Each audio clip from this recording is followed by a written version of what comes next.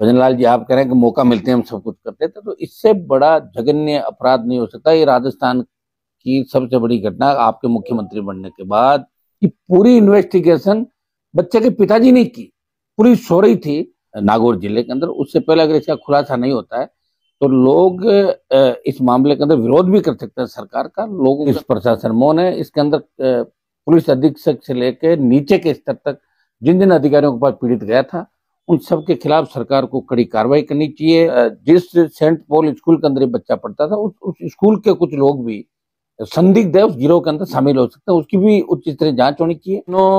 यश नायक का जिस तरह 19 जनवरी को अपहरण करके उसकी हत्या कर दी गई और जिस तरह उसके पिता पुलिस थाने से लेकर एसपी तक के चक्कर काटते रहे, दुर्भाग्य से 15 दिन बाद मामले के अंदर यश का मृत शरीर मिलता है, उसकी लाश मिलती है।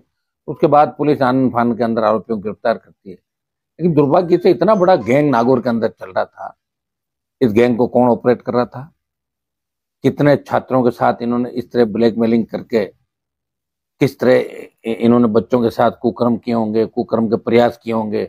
बच्चे डर के मारे बदनामी की वजह से, बदनामी के डर से उन्होंने अभी तो कोई बात नहीं कही और अभी भी पुलिस कस्टडी के अंदर 6 लोगों को ले रखा है। पुलिस किस चीज का इंतजार कर रही है? तुरंत ऐसे अपराधियों को गिरफ्तार करके और उनको उनके अंजाम तक पहुंचाना चाहिए। आपको पता है कि आज देश के अंदर जो हालात बन रहे हैं, प्रदेश के अंदर हालात बन रहे हैं, अबोध बच्चे, हमारे सबके बच्चे जो स्कूल जाते हैं, और इस तरह की घटनाएं, इस तरह के बड़े गिरोह अगर इसके अंदर शामिल हैं तो इन गिरोह का भंडाफोड़ कैसे हो। कोई बता रहा था कि ये गिरोह बहुत बड़ा गिरोह है और जिस सेंट पॉल स्कूल के अंदर ये बच्चा पढ़ता था उस स्कूल के कुछ लोग भी संदिग्ध है, उस गिरोह के अंदर शामिल हो सकते हैं, उसकी भी उच्च स्तरीय जांच होनी चाहिए।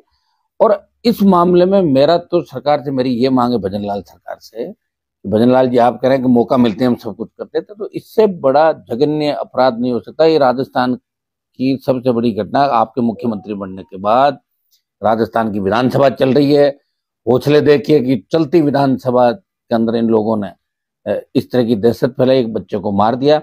पुलिस प्रशासन मौन है। इसके अंदर पुलिस अधीक्षक से लेकर नीचे के स्तर तक जिन जिन अधिकारियों के पास पीड़ित गया था उन सब के खिलाफ सरकार को कड़ी कार्रवाई करनी चाहिए, उनको हटाना चाहिए और पूरे मामले की जांच, ये संगठित अपराध है, ये संगठित अपराध गिरोह है, तो एसओजी इस पूरे मामले की जांच करे। एसआईटी जो जिले की एसआईटी बनी उससे कुछ नहीं होगा, स्टेट की एसआईटी और एसओजी उस पूरे मामले की जांच करे और टीम जल्दी यहाँ पे पहुंचे। मुख्यमंत्री जी, आप यहाँ 9 तारीख को आ रहे हो नागौर जिले के अंदर, उससे पहले अगर इसका खुलासा नहीं होता है तो लोग इस मामले के अंदर विरोध भी कर सकते हैं सरकार का। लोगों के अंदर बड़ा गुस्सा है।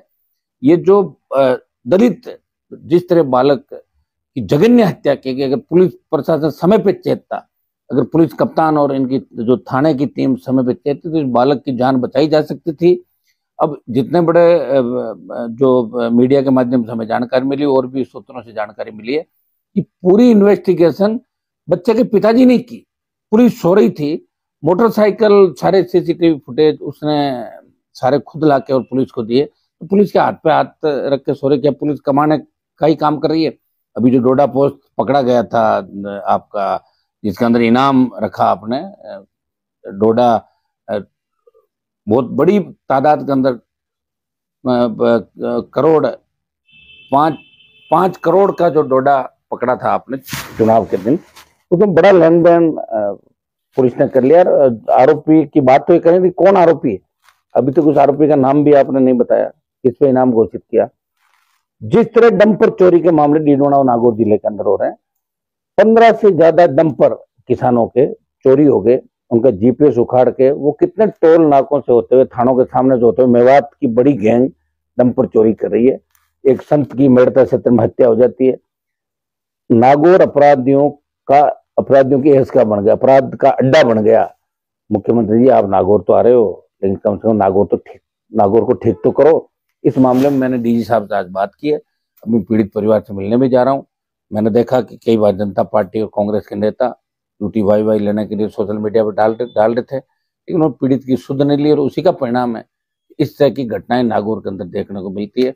मैं मांग करूंगा कि इसमें पुलिस के बड़े अधिकारियों को सरकार को तुरंत हटाना चाहिए और इमीडिएट ये जांच एसओजी को देके और आईजी स्तर का अधिकारी इस मामले में आए और जितने बच्चे हैं उन बच्चों की काउंसलिंग, जो ये आपका हमारे महिला बाल विकास विभाग की मंत्री भी नागौर जिले से आ रही, दुर्भाग्य से देखिए हमारे जिले की मंत्री महिला बाल विकास मंत्री, उसको तो पता ही नहीं होगा कि बच्चों के साथ इस तरह, उनको डिपार्टमेंट की जानकारी ये भी नहीं होगी कौन कौन से मामले उनके पास आते हैं। ये दुर्भाग्य उनका बयान नहीं आना, वो भी दलित समाज से, मेघवाल समाज से आती, ये नाइक समाज का बच्चा था, ये दुर्भाग्य है। और यहाँ की जो मंत्री हमारी कैबिनेट मंत्री, वो भी राजसमंद क्षेत्र से सांसद थी, मैं उनसे भी बात करूंगा कि आपने भी कहीं न कहीं इस जिले के मेड़ता डेगाना से वोट लिए थे और वो लोग पुकार कर रहे हैं कि मंत्री जी अब आप उप मुख्यमंत्री बन गए राजस्थान की, तो यहाँ जो गरीबों की पीड़ा है, दलितों की पीड़ा है, किसानों की पीड़ा और मासूमों की पीड़ा, मासूम जिस तरह करा रहा है, अभी 40 बच्चे जो किस भय के अंदर जी रहे हैं, उनकी काउंसलिंग होनी चाहिए, उनकी काउंसलिंग आपका विभाग करे।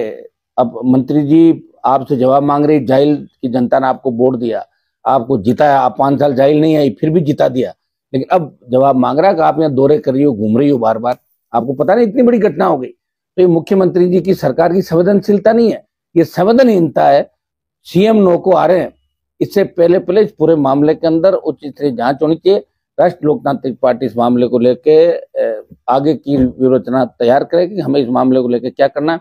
मैं खुद कल डीजीपी से मिलूंगा, 8 तारीख को राजस्थान की विधानसभा के अंदर इस मामले को उठाएंगे।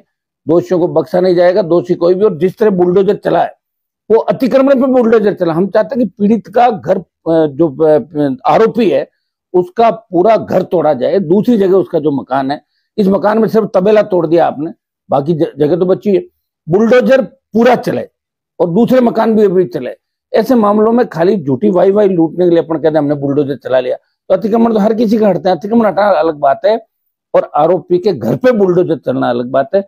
तो घर पे बुलडोजर कैसे चले ताकि दोबारा ऐसी घटना घटित होने से पहले 1000 बार लोग सोचे और इन जो कस्टडी के अंदर ले रखे हैं इनको गिरफ्तार करें और इनके राज किस तरह खुले। जिस तरह स्कूल, सेंट पॉल स्कूल की बात आ रही है, कांकरिया स्कूल का एक नाम सामने आ रहा संविदा कर्मी का, तो निश्चित रूप से ये घटना दिल दहलाने वाली है। ये पार्टियों से ऊपर उठ के तमाम नेताओं को इस बारे में एकजुट होकर हमारे बच्चों को बचाने की आवश्यकता, किस तरह हमारे बच्चे इस दिशा में कदम। मैं कल डीजीपी से मेरी आज टेलीफोन पे बात भी हुई थी, वो भी बहुत संवेदनशील है इस मामले के अंदर। मैं कल मिलूंगा और राजस्थान की विधानसभा के अंदर भी मजबूती से इस मामले को उठाऊंगा।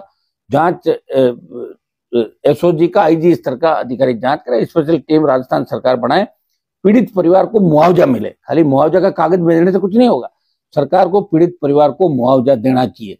मैं कई बीजेपी कांग्रेस के नेताओं को देख रहा था ट्वीट, वो कह रहे हमने ये कर दिया वो कर दिया। क्या कर दिया तुमने, बताओ मुझे। पुलिस के किस अधिकारी पर कार्रवाई हुई? इसमें पुलिस कप्तान से लेके जहां जहां ये पीड़ित गया था उन सबकी जिम्मेदारी तय होनी थी। आखिर किसकी गलती थी? अगर समय रहते गिरफ्तारी हो जाती तो इस बालक को बचाया जा सकता था।